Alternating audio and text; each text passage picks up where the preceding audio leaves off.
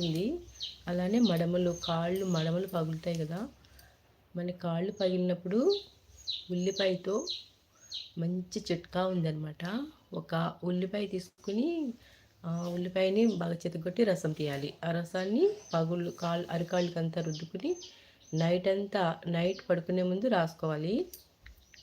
ఈ ఉల్లిపాయ రసాన్ని రాసుకుని పడుకొని ఉదయం లేచిన వెంటనే శుభ్రంగా కాళ్ళు కడుక్కోవాలన్నమాట. నీట్గా కడిగేసుకున్నామంటే బాగా నాని పగుళ్ళు అనేవి చక్కగా మూసుకుపోతాయి. ఈ ఉల్లిపాయతో చాలా ప్రయోజనాలు ఉన్నాయి.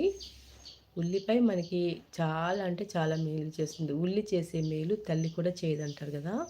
అలానే ఉల్లిపాయ రసం మనకి తలకి పట్టించుకుని నైట్ అంతా మనం తలస్నానం చేసే ముందు ఒక రాత్రంతా పట్టించుకుని పడుకుని ఉదయాన్నే తలస్నానం చేసామంటే షాంపూ పెట్టుకుని మనకు చుండ్రు కానీ ఇంకా సిల్కీనెస్ కూడా వస్తుంది.